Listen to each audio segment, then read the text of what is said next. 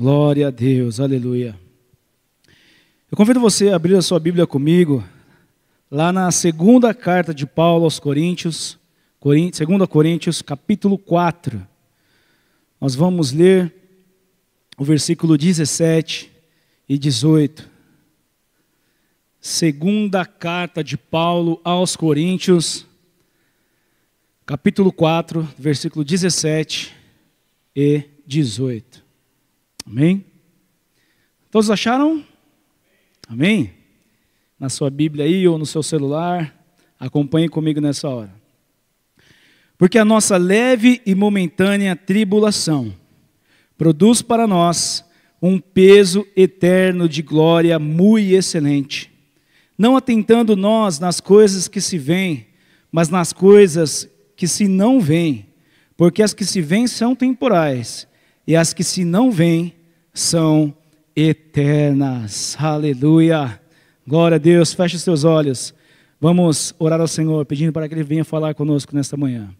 Senhor Deus e Pai, em nome de Jesus, já pudemos estar aqui louvando e bendizendo o Teu nome, Senhor. E nessa hora nós queremos, ó Pai, compartilhar um pouco da Sua palavra, um pouco, Senhor, daquilo que o Senhor tem para os nossos corações, para as nossas vidas essa manhã. Pai amado, eu te peço, humildemente, Senhor, usa a minha vida como instrumento, Pai, do Teu poder, para manifestar a Tua glória, Senhor, e que através, ó Pai, desta palavra, Senhor, os corações sejam, ó Deus, edificados, ó Pai, e o Senhor possa falar diretamente a muitas vidas e a muitos corações aqui nesta manhã, no nome do Senhor Jesus Cristo, aleluia, e glórias a Deus, aleluia, louvado é o nome do Senhor. Quem aqui concorda comigo que a nossa vida é cheia de desafios? Você concorda comigo? Não é fácil não, né, Banil? Desde quando você abre os olhos, acordei, até o momento que você vai se deitar, esse intervalo aí é complicado, né, irmãos? São tantas lutas, tantas dificuldades, o dia parece que é tão difícil. Você não precisa se manifestar, mas deve ter pessoas aqui que já devem estar pensando: amanhã eu tenho aquele negócio para resolver. No meu trabalho eu tenho aquela situação. Ou talvez alguém que estuda, amanhã tem uma prova. Meu Deus do céu, como vai ser? Será que eu vou tirar 10? Será que eu vou tirar 5? Como é que vai ser? Quantos desafios você encontra na sua caminhada, na sua jornada, na sua vida? E você pode trazer a sua memória aí. O que você vai ter que enfrentar essa semana? Quais serão os desafios? Quais são as dificuldades? Quais são as lutas? Tem uns irmãos que estão buscando lá longe, assim, ó. Isso aqui está difícil, meu Deus. Não é fácil, não. Irmãos, existe até uma frase aí nesse dia, né, aí fora, que fala assim, né? Que Deus dá as maiores lutas para os seus melhores soldados, né? Irmãos, eu acho que eu sou o Rambo, então, porque o negócio está difícil. O negócio está complicado, irmãos. Está fácil não. Estou sozinho lutando contra um exército. Mas o Senhor está conosco em todo o tempo. Amém?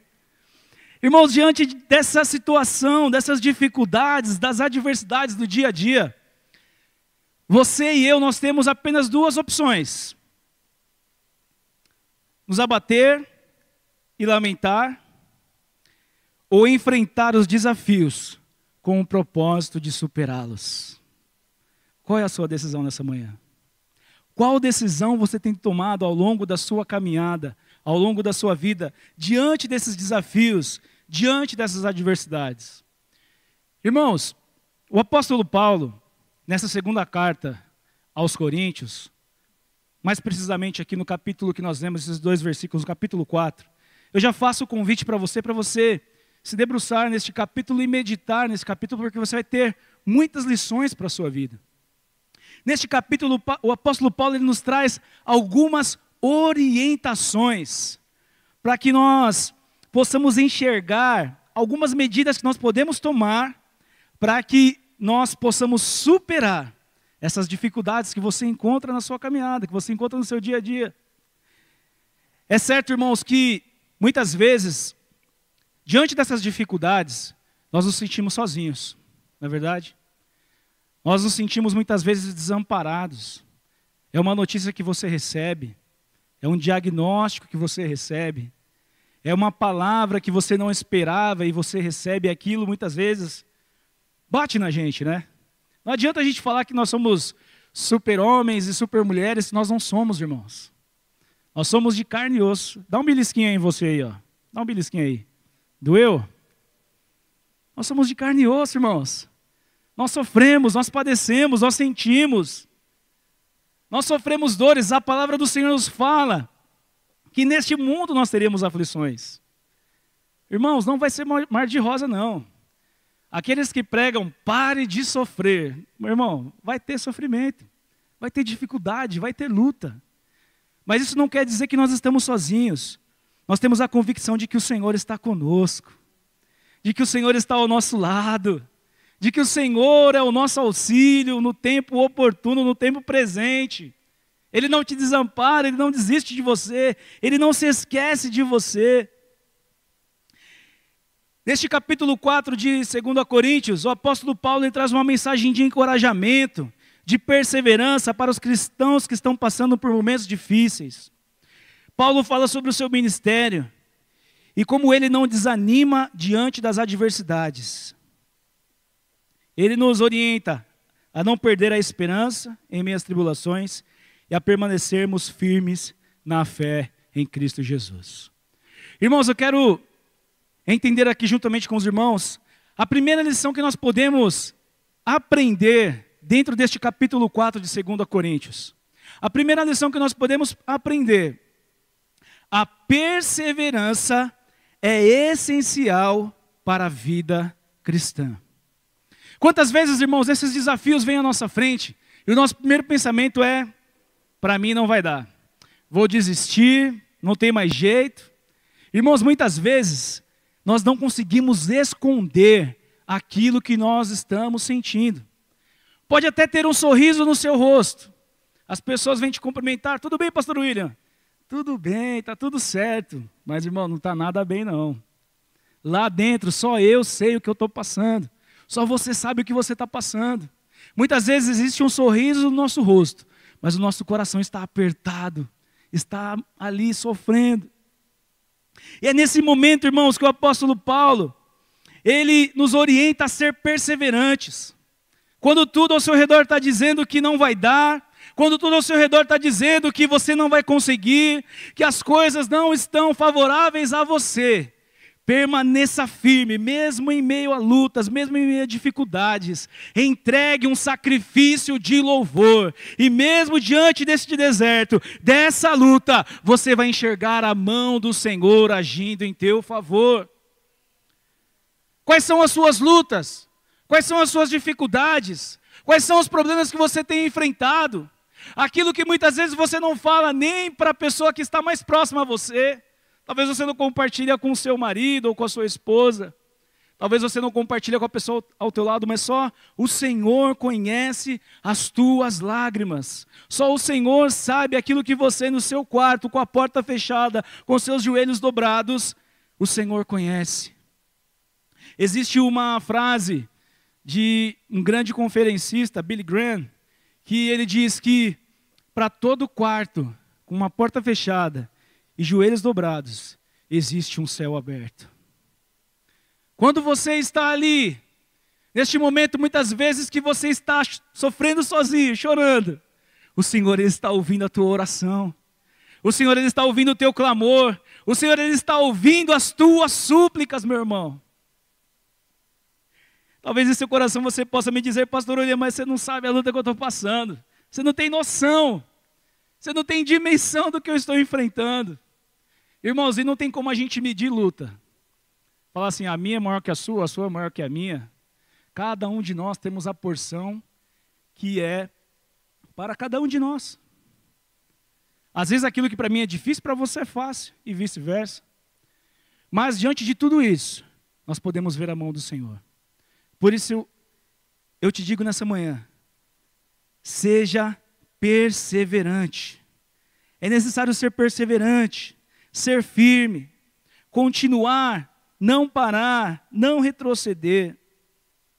O segundo ponto que eu posso levantar aqui com os irmãos é o seguinte: Deus usa as nossas fraquezas para demonstrar o seu poder. O que você quer dizer com isso, pastor William? Aquilo que eu não posso fazer, o meu Deus pode. Sabe aquele momento que você se depara numa situação que você se sente impotente, você não sabe o que fazer, não sabe para onde ir, não sabe que direção tomar? Aquilo que nós não podemos fazer, o nosso Deus pode. Amém? A palavra do Senhor nos diz aí no capítulo 4, acompanhe comigo, irmãos, versículo 7. Vamos ler só o versículo 7, diz assim: temos, porém, este tesouro em vasos de barro, para que a excelência do poder seja de Deus e não de nós. O que o apóstolo Paulo estava querendo dizer? O tesouro na qual ele se refere é a revelação do Evangelho de Cristo. É aquilo que há dentro de nós. E os vasos de barro somos nós. Sou eu, é você, é cada um de nós. Ou seja, nós somos frágeis. Um vaso de barro, se você bater alguma coisa nele, ele vai quebrar, ele vai rachar, ele vai criar ali fendas. Mas eu quero dizer para você, por mais que nós sejamos frágeis, por mais que nós passemos por dificuldades, por lutas, aquilo que está dentro de nós, o tesouro que está dentro de nós, aquilo que nós carregamos, é algo precioso. Por mais que você tenha passado essas situações, você tem dentro de você a presença do Deus Todo-Poderoso. E você não pode se esquecer disso. Há um tesouro muito grande guardado dentro de você. E quando você começar a usar aquilo que o Senhor colocou dentro de você, você viverá o sobrenatural de Deus na sua vida. Irmãos, nós estivemos aqui há pouco tempo, no momento dos caçadores de Deus. E, irmãos, foi um momento maravilhoso que nós tivemos aqui na presença do Senhor. O tema que nós tínhamos aqui era ouvir a voz de Deus, né, Li? Irmãos, e muitas vezes nós ouvimos a voz de Deus em diversas situações. Até mesmo em meio às dificuldades, você pode ouvir a voz de Deus. Até mesmo em meio às lutas, você pode ouvir a voz de Deus. Muitas vezes quando nós nos sentimos fracos, quando a dificuldade vem, se você enxergar, é uma oportunidade para que Deus mostre a você a glória dele revelada na sua vida. Essa dor, essa doença, essa luta não é para te destruir, não é para te matar, não é para fazer você perecer. Mas é para que eu e você vejamos a glória de Deus agindo em nosso favor, aleluia. Meu querido e minha querida, quando eu estava preparando essa mensagem, o meu coração pesou e eu senti que muitas pessoas estão sofrendo caladas, estão enfrentando dificuldades que não sabem como resolver. Eu vim aqui nessa manhã para te dizer, lembra-te do Senhor teu Deus, porque Ele não se esqueceu de você. Porque você está sofrendo calado, porque você está sofrendo aí no seu canto. Clama ao Senhor teu Deus, tem um tesouro muito grande dentro de você. Tem um tesouro muito grande dentro de você e quando você clama a Ele, Ele ouve a tua voz. Ele ouve a tua oração, aleluia.